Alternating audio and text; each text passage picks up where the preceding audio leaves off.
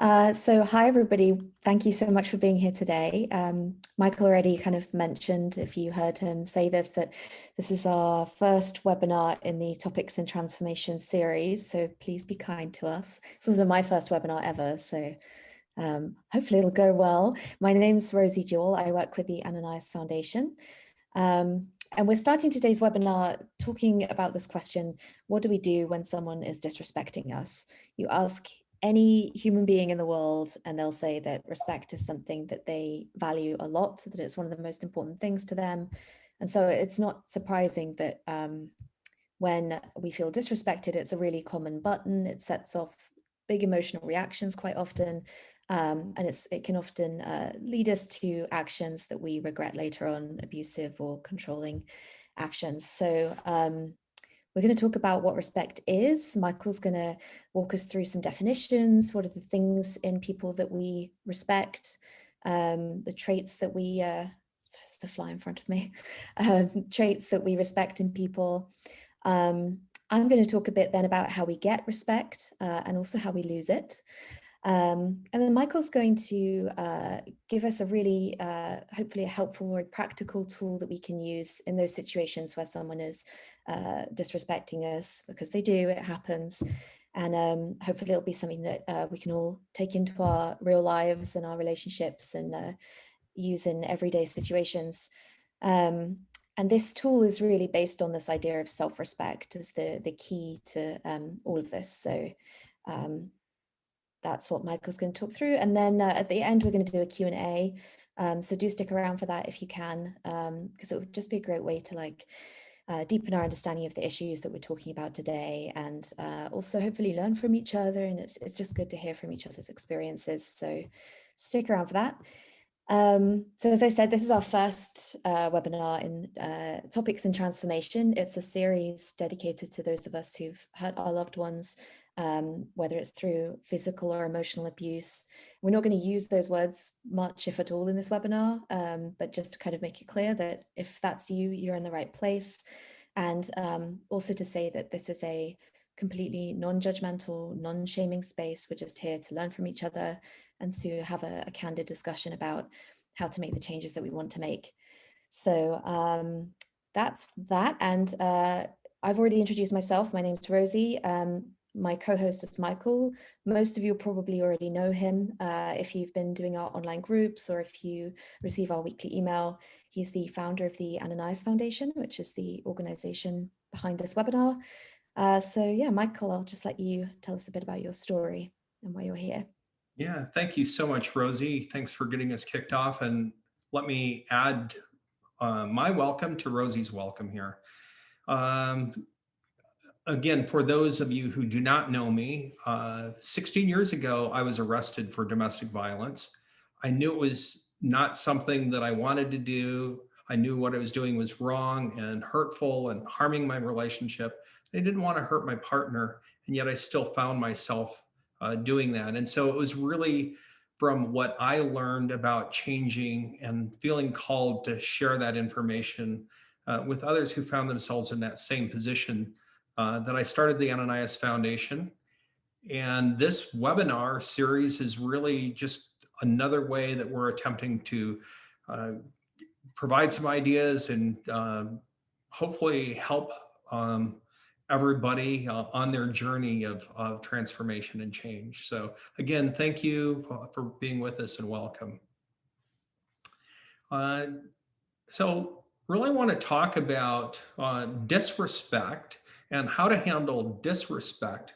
But I find that it's really helpful if we start off talking about what is respect, because then disrespect sort of is a natural outgrowth of what feels disrespectful, obviously lack of respect. And I did a little research, and one of the things that I was curious about is how do people define respect?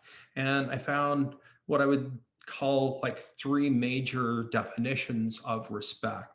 The first one is that feeling that other people admire us. And that makes sense. If they admire us, you could substitute the word respect. They respect us. And so that would be a good definition of respect. Another one is this sense of being listened to, appreciated, or accepted. And I can certainly relate to that. And on the flip side, not being listened to, not being appreciated, not being accepted, I often feel disrespected in those situations. So that makes a lot of sense. Another definition I found of respect is knowing that others have confidence in our abilities. They really think that we're capable, we're intelligent, that we can do things. One of the slang terms that came out a few years ago is, props to you for being able to do it. What does that mean? It's like giving proper respect or something, I guess. So that's, a little bit of definition of respect. It also turns out that respect is really a human need. And this goes back to how we evolved as, humanity, and being part of social organizations and being part of society, being in relationship with each other. That respect is this need, and probably also sort of serves this purpose that it if we're not doing things that are getting us respect, hopefully it's motivation for us to make some changes so we do get respect, and we can continue to be part of the tribe. Really, respect is that feedback that we get that validates that we are acceptable to others. So it makes a lot of sense that respect matters a lot to us. And I can tell you from doing our groups and just from the dialogue I get, emails and so forth from people, respect is very high on people's list of what they value, what's important to you, being respected. And conversely, it's also very high on people's list of, what are your triggers, what upsets you, feeling like you're being disrespected. I think all of us could agree that respect is important to us. I think all of us would also agree that we would like to receive more respect, right? And so, what is it that we can do to get more respect? And sociologists have researched this as well. No surprise. They went out and did a very large survey and asked people in the general population, who do you respect and why? And they weren't looking for specific names, but they were looking for what characteristics does a person have that um, causes that person to respect them. And I went, when I'm reading about this research, I'm thinking, oh, that's going to be the three P's. It's going to be power, position, and possessions. How much money you make, how much money you have, what rung you've attained on the corporate ladder or whatever. And so these results were really interesting, but they kind of made sense to me after I was reading about it. So the first one is this characteristics of people we respect: honest, trustworthy, authentic. You could probably throw in dependable in there. It's like, okay, yeah, that makes sense, because not everybody is that. And so we certainly do appreciate and respect those folks. Treating people well, and this was, things like showing empathy, going out of their way to make people feel good, just being kind and considerate and polite and caring and respectful. So yeah, that makes sense. And again, not everybody does that, but boy, we sure notice people who do. Hardworking was one on the list. That kind of surprised me, but it didn't when I thought about it. So these are things like courage and persistence, tenacity.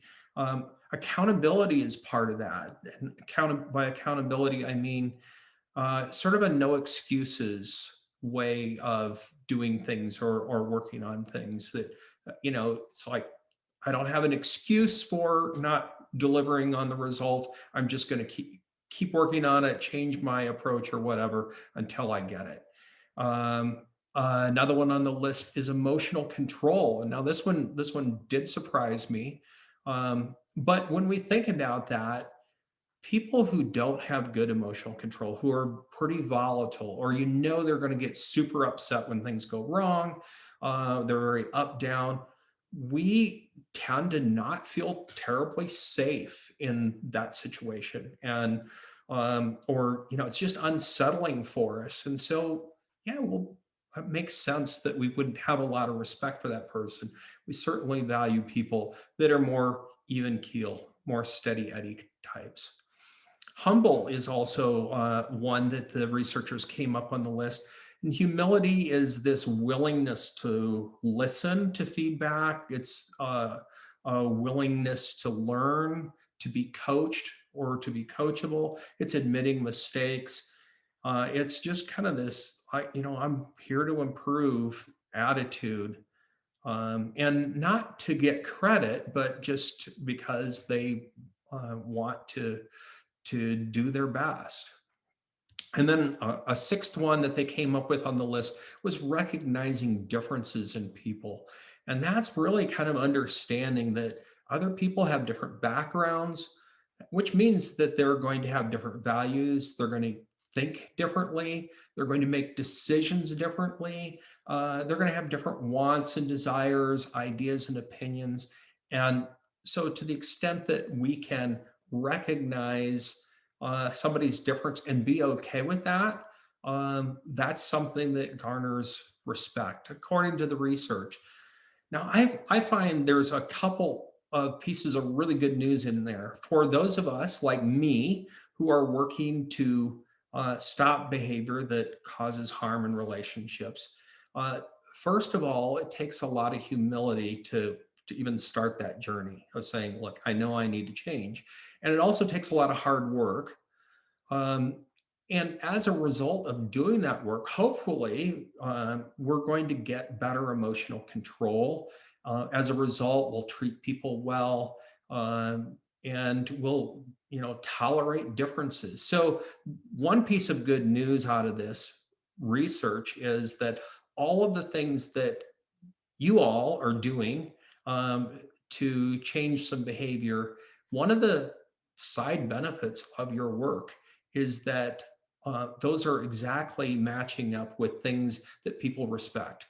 And so, it might not be your primary reason for doing this work, but it certainly is a nice side benefit. And I think you'll see that as you continue on your journey. The other piece of good news is that it wasn't about the things that I thought it was going to be about. So it really doesn't matter if you're the CEO of the company, because we all know some of those leaders who are jerks. And, the result is that we really don't respect them. People that know them don't respect them.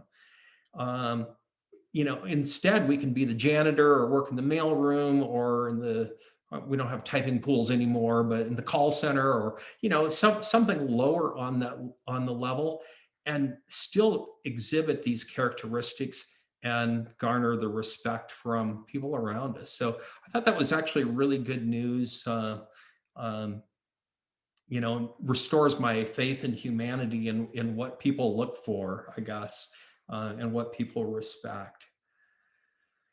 So, what do we do to gain more respect? And I'm going to turn it over to Rosie for this part. Thanks, Michael. Really interesting to hear what the research says about this and what it is that people respect. And so I'm going to build a little bit on that idea now and answer this question: how do we get more respect than we have already? How do we garner the respect of other people?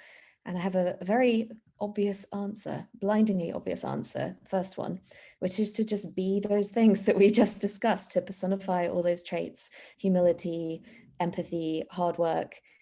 I told you it's an obvious answer. Webinar over. You can all go home. Just kidding. So, the reason why personifying those characteristics is important is because if we want to get more respect, we have to start by being respectful people. We all know the saying, what goes around comes around, good karma. In short, what we give out to the world and to the people around us, it does come back to us. Maybe not all the time, maybe not, in the exact measure, but in general, if we behave with respect toward others, we'll get respect in return. That said, and Michael was talking about the 3 Ps, You could add a fourth P to that, which is perfect. Nobody is it. Nobody in this on this planet is perfect. And so what I'm saying is every single one of us, you, me, Michael, we're all going to struggle with at least one of those characteristics, probably more if we're honest. I know I personally have, I struggle with kind of keeping control of my emotions, especially when I'm stressed or under pressure. I tend to kind of put it onto my partner and make it his problem. So I'll talk about that a little bit more in a second. But so if this is, this is you and this is resonating and you're thinking, yeah, I need to work on maybe a couple of those things, that's okay. We start by admitting the mistakes that we're making and the areas where we're struggling. And let me just say as well, that doesn't just mean admitting it to our spouse or our partner. It means kind of admitting it to ourselves, having the humility and the self awareness to say, I really need to do some work on this, and I'm going to commit to that. So admitting our mistakes, apologizing to the people that we've hurt by being disrespectful, and then working hard to improve those behaviors. So hopefully things that we're all doing already. This sounds kind of like simple. Like, okay, great. So I make mistakes, say sorry, don't do it again. It's not that simple, and you're right. But I just want to say that like personal growth like that, and working on ourselves in the areas that we're struggling in, gets more respect than perfection does. And if Michael's already talked about this a bit. I have a good analogy for this. If you walk into a gym and you see there's just two people in the gym, and one of them is in one corner, he's lifting the weights and his veins are popping and his muscles are massive, and he's like obviously at the gym every day doing weights. He's like a proper gym rat, I believe they're called. We don't really have that phrase in England, I don't think. So that's the one guy. And then in the other corner, you have this person who is overweight and they're kind of puffing away on the treadmill and they're wearing the wrong clothes and they look like the doctor maybe just said to them, you need to sort out your cholesterol. And I'm being very mean to this poor person, this theoretical person. But I don't know about you, but for me, if I walk into a gym and I see two people like that, it's the second person that gets my respect far more than the first one, because it's hard for that person. It's embarrassing. He's having to work on himself. He looks kind of stupid. It's just, so much more effort that's going into it. And people in general respect that kind of resilience and resourcefulness, the self-awareness and the humility. As you said, that's one of those traits that we respect, the humility to say, I'm not good at this, but I'm going to try and get better. So personal, emotional growth, it's exactly the same for when we're working on our behavior as well. So that's ways to gain respect. Let's also just quickly talk about how to lose respect, the what not to do, if you will. I know that one of the fastest ways to lose respect is to demand it. There's a few reasons for this. One of them is, you can think of those people who are like I was talking about, this boss that's kind of a jerk. Imagine that kind of person who's always boasting about how much money they have and how well they're doing and how many women they have and all this stuff. And, often kind of backfires. You end up thinking, aren't you overcompensating a bit? And I think if we kind of stomp around demanding respect, it can backfire in a similar way sometimes. But there's like a more important reason as well why demanding respect doesn't work and isn't the right way to go about it. First of all, as we just said, nobody's perfect, and it's totally unrealistic to expect otherwise. Our spouse is sometimes going to say something hurtful to us, or they're going to say something critical, and expecting otherwise is just, it's unrealistic. You're living in an unreal world. And also, all of us will, humans in general have this habit of like seeing everything as if it's happening to them and as if it's about them, when often it's not. And sometimes we see something as disrespect when it really isn't. Maybe I come home from work and my partner's being a bit quiet and grumpy and I think, oh, it's so disrespectful. But he's just tired, he doesn't feel like talking. It's not disrespect. So given that, if we are demanding and enforcing respect, especially around our partners and our spouses, what we're really doing is demanding perfection, which isn't really okay because no one can be perfect. And we're kind of disrespecting the fact that they have their own thoughts and feelings and emotions and opinions. And they're not always going to think that we're perfect. They're not always going to treat us exactly the way that we want them to. And so if we're trying to demand respect, what we're kind of doing is disrespecting them and actually kind of controlling them. So demanding respect is not the way to go. Another one, and this, I mentioned that I personally struggle a little bit with emotional control.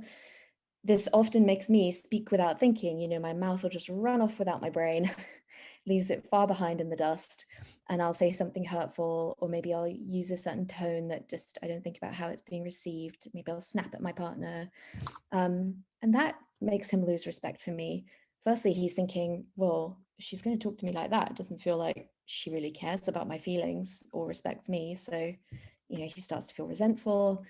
But also, if I, you know, I'm losing my head over tiny things, or, you know, I'm late to sit down at my desk and I start getting shouty, he's thinking, well, what happens if the house burns down one day? Am I going to be able to trust Rosie to handle that situation with, you know, calm and grace, or is she going to be losing her head? So it's really important to, as much as we can, to try and think before we speak, to make sure that our rational brain is leading the conversation and not our emotions.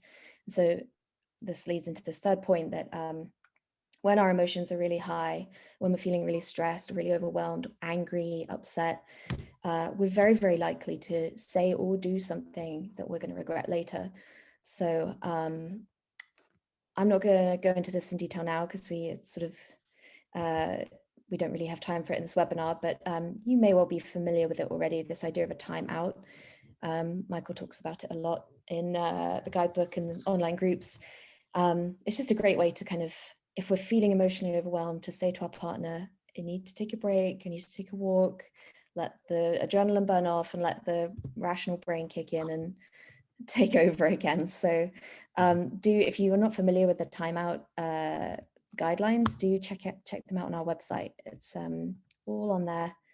And that's just a really good way to kind of keep our heads and make sure that we don't act in ways that disrespect our partners and our loved ones. So with that, I'm going to pass it back to Michael to answer the main question of the day. Yeah, and which is, thanks, Rosie. What can we do when we're being disrespected? So this was the hook that we got you all in. So really gets at this question for those of us who, um, you know, maybe are like me, that their first impulse is to, man, I'm going to let them have it back. Or sometimes you find yourself in that category.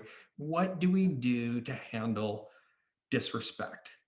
And like I've already mentioned, the typical mindset, I think this is a human mindset, it certainly is for me, is I cannot allow people to disrespect me. I'm not going to let this person say that, do that. I'm not going to let that lie. I'm not going to let them get away with that.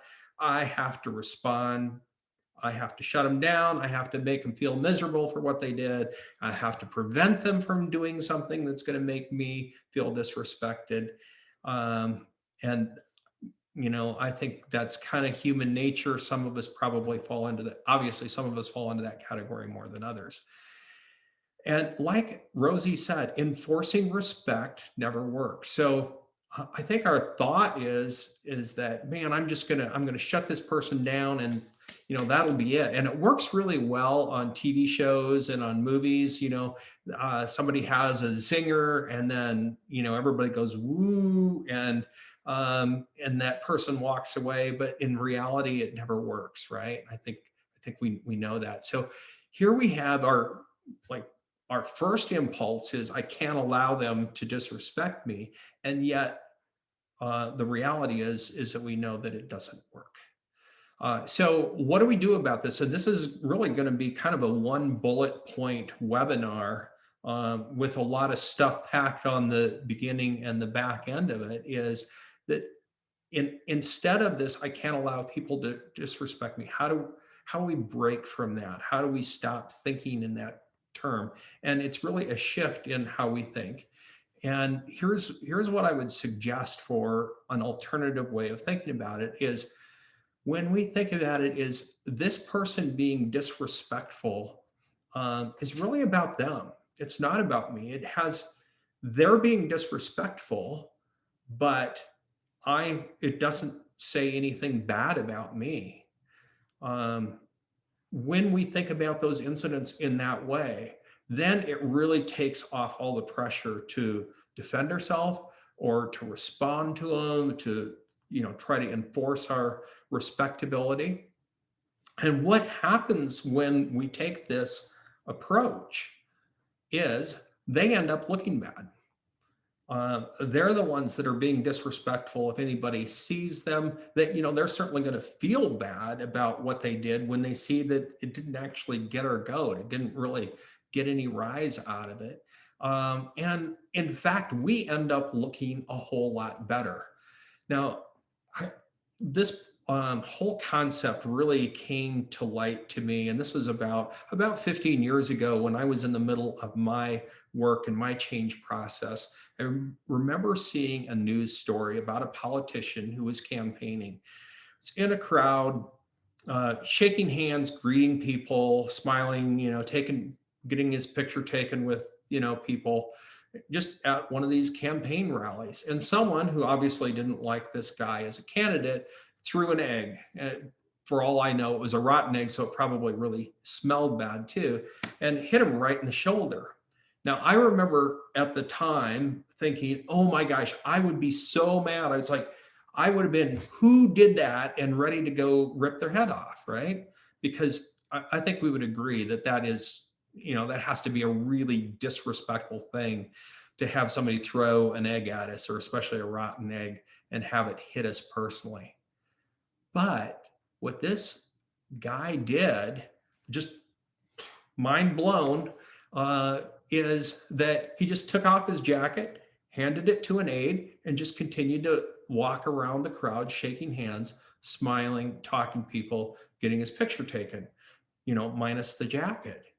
And so, I think that really drove the point home.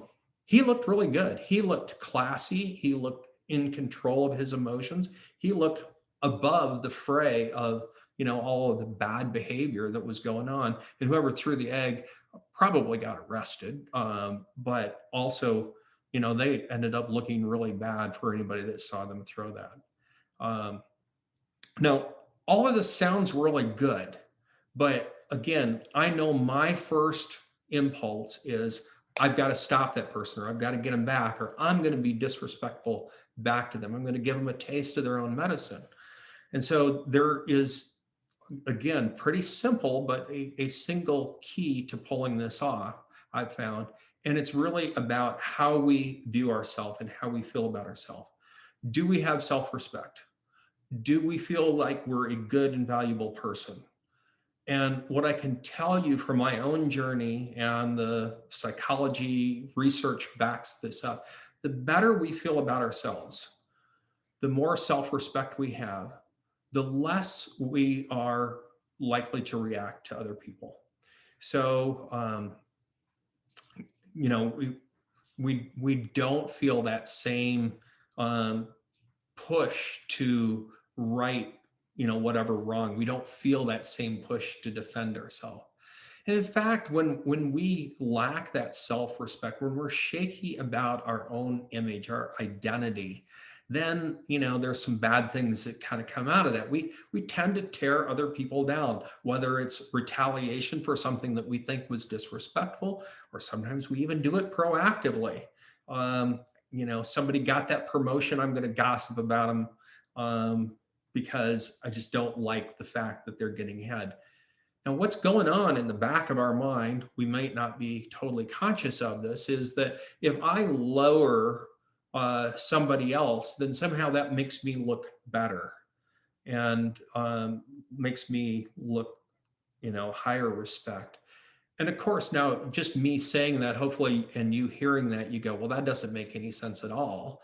And it doesn't. So, again, that's one of those strategies that subconsciously we think, oh gosh, if I just retaliate, or if I just tear somebody down, or if I just keep them under my thumb, I'm going to look better. And in fact, it makes us look far worse. So there's one of those disconnects between reality and sort of our natural impulse. We also tend to be less tolerant of criticism. Um, and again, this is about our identity and how we feel about ourselves, which is probably the topic for a whole nother webinar. I can't remember if that's on the schedule in this first 5. I don't think it is, but we'll do that sometime too. It's just how do we build our self-esteem and so forth. But just going to point to that of just how important that is in handling these kinds of situations.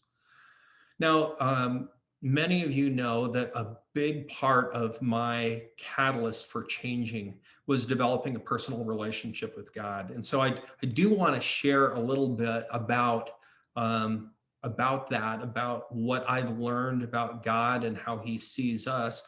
And also the really good guidance that God has for us that I think you're going to find is consistent with what we've already talked about. And the first piece of guidance I have is from scripture. It's Matthew 5:41. It says, if anyone forces you to go 1 mile, go with them 2 miles.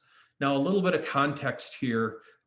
Israel in Jesus's time was occupied by the Roman Empire.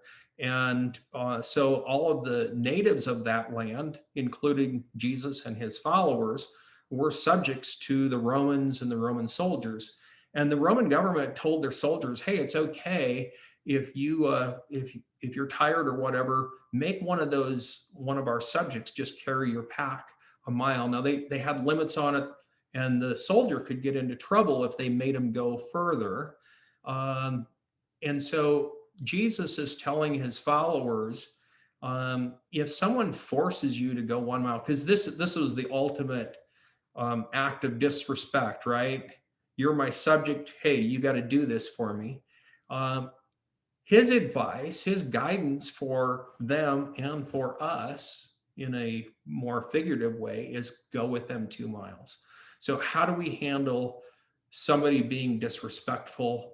We not only serve them, but overserve them and give them even more kindness than they deserve. Um, and this is where the term going the extra mile comes from, is from this passage and from this story that Jesus is telling his followers. So another one here from Proverbs: if your enemy is hungry, give him food to eat. If he's thirsty, give him water to drink. In doing this, you will heap burning coals on his head, and the Lord will reward you. So it's again kind of along the same theme. Of course, a big foundation of the Christian faith is to help those in need, feeding the hungry and giving water or clean water to the thirsty, or shelter to those that don't have shelter. But this passage goes beyond just doing this for some stranger. It's saying do it for your enemy, and could be the enemy that's disrespecting you. And the second part of it is, what does this do? What is the wisdom that God is conveying to us about our behavior in taking this approach? In doing this, it's like heaping burning coals on his head. It's going to feel really bad to the person who did something disrespectful, and then we're kind and generous back to them.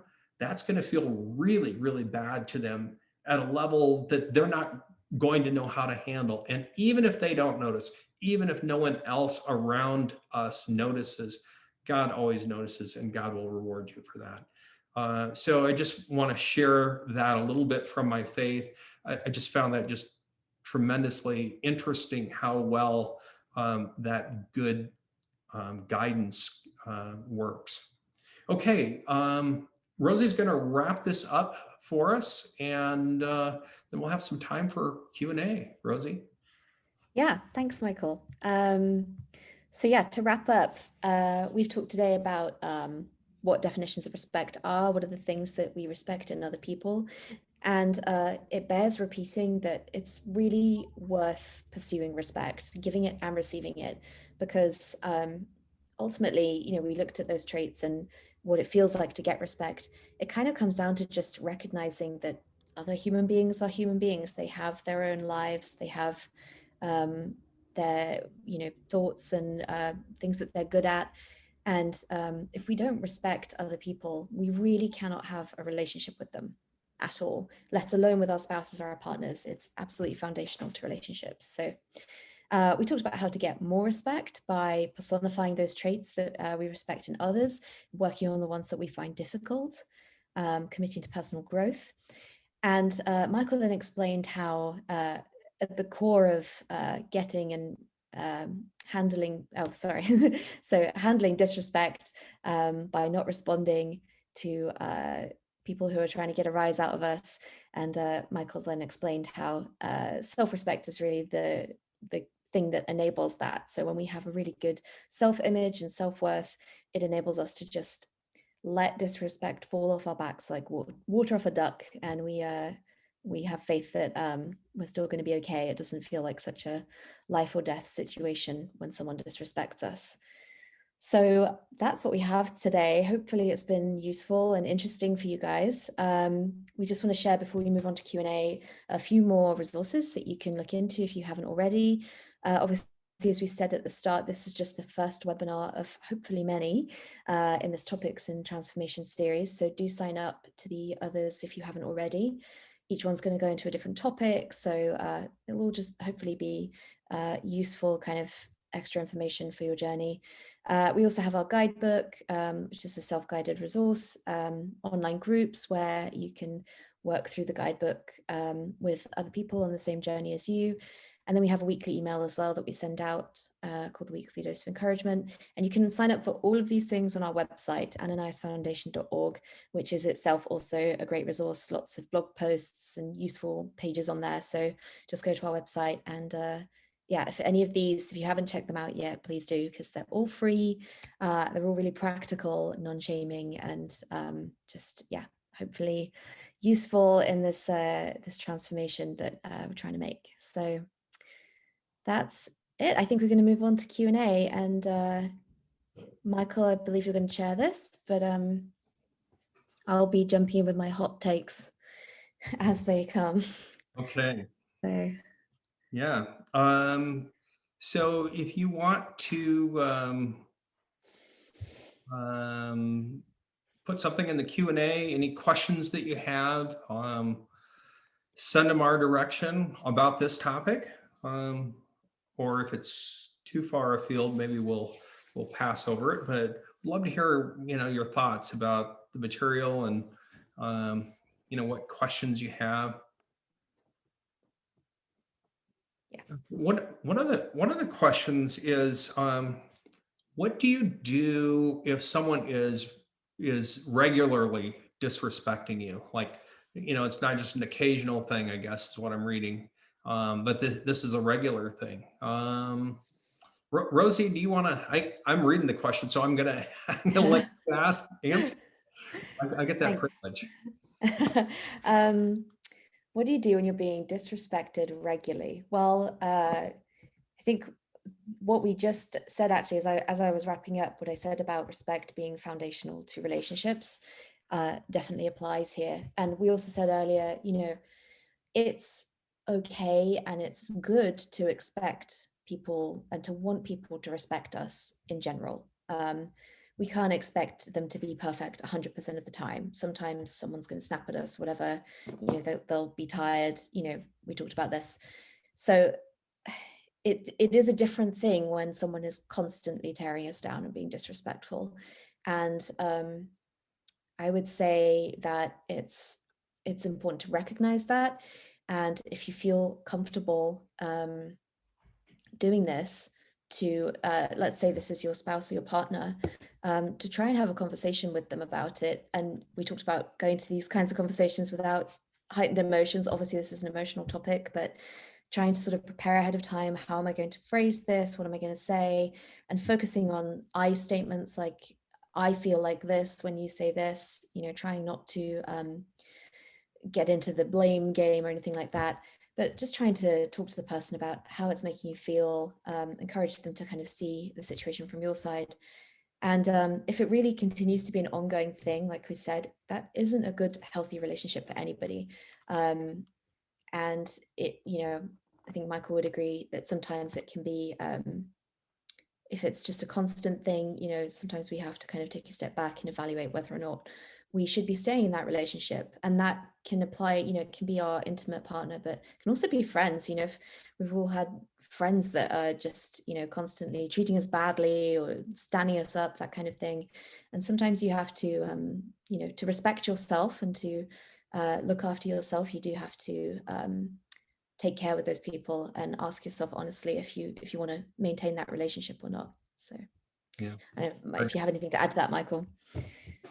I think you covered it. I think you said it well. It's, you know, occasionally you understand it. Constantly, it's something that needs to be addressed. So that's, I think, summarizing what you said. So I do have one here. This person says, I was told I was stupid and worthless all my growing up. So I overcompensated by demanding respect. Your point about creating your own self respect really hits home. What strategies can help me build my own self respect that is real and sustainable? Well, let's just go to the very deepest question that we can possibly do. That it's a great question. Thank you for asking that. And again, this probably could be and probably should be a topic of another um, webinar. But let's just try to address it briefly here. All of this has to do with our identity and how do we see ourselves? Do we see ourselves as, you know, do we define ourselves and accept things that were said to us about us in the past? You know, Rosie, I think you mentioned that, you know, you had that exposure as well of people saying that you were stupid or you didn't know what you're talking about or you were naive. So, boy, that's one of those things can really shape our identity. And so I think it's important to, you know, figure out what is it that I believe about myself and where might that have come from, and then replace it with the truth. It's one thing to identify those things, but unless we have something to replace it with, and then that really, it's a life journey. But that takes some time and some practice. One of the things, again, this is why my faith helped me so much, as I discovered how God sees each and every one of us, you and me, is that He created us because He loves us and He values us, and you know, just like an adoring father values their children. Don't always think that your kids do everything right, of course, but absolutely loves us. And so as I started thinking about how the creator of the universe sees me and how much he values me, how he sent his son to die just so he could have a relationship with me, all of a sudden now I feel a lot more valuable. And if my wife is being critical or rejecting or whatever, if somebody's being disrespectful, you know, we got God here, and then we got this other person here. Okay, and so which voice am I going to listen to? Which one am I going to believe? And a lot of it really is identifying those thoughts and then challenging them and having something good to challenge it with. So I kind of droned on there. I hope I didn't, uh, you know, use too many words to answer the question. It's a really good, important question, and makes a huge difference in our emotional control and how we feel about ourselves, and then also how we end up responding to difficult situations. So, great question. Thank you. Thank you. And actually, can I just jump in as well, if it's not Yeah. too disrespectful of people's time? Um, to the person who asked that question, I'm really sorry that you went through that growing up. That is a horrible thing to happen. It certainly resonates with my experience as well. And as Michael was saying, you know, it's about recognizing that those beliefs that we might have about ourselves come from lies that we have learned from those that were around us as we were growing up. So learning to recognize which of those are true and which may not be. And so I also want to say that I am not Christian. I might make myself very unpopular here. I wasn't raised a Christian. I still find that hearing Michael talk about, I'm being slowly converted. Hearing Michael talk about his relationship with God is certainly very powerful for me, and I get a lot hearing about the scripture that Michael reads. And I think even if you don't believe in God, even if you don't have that particular kind of way of building up your self-respect and self-esteem, you can just, one thing that Michael often brings up is just imagining a newborn baby. Would you ever say to that baby that it's not worthy of respect, that it shouldn't be here, that it's worthless, that it's stupid? You would never say that. And I think something I've been trying to work on is just recognizing that in the same way that 2 + 2 = 4, it is a fact and it is truth that every single person on this planet is worthy, because they just are. They're here, and they're all worth it. They're worth being here. So not as elegantly put as Michael just said there, but just to add my own 2 cents. No, Rosie, Question. thanks for adding that. And, having just babysat my granddaughter today, all I do is cry and poop and eat. And so it's not about what we do. We're not human doings. Indeed. We are valuable just for being, and we absolutely are loved and adored by our Heavenly Father. We're valuable as human beings, and it's not about our performance. So maybe have time for one quick question here. So the question uh, is it wrong for people? Is it wrong to expect people to respect you? And let me say this again, if it wasn't clear. Absolutely is not wrong to expect it overall. If you're in an environment where you're being constantly and continually disrespected, that's not a good, healthy environment. On the other hand, in any given moment, thinking that we're going to, get respect from somebody all the time, or in any, like I said, in any given moment, probably not going to happen. So thank you everybody for joining us. It's always great to hear from you, and just wish that I got to see you like I do on our group time. But we appreciate you being here, and do take care. And we hope to see you in a couple of weeks.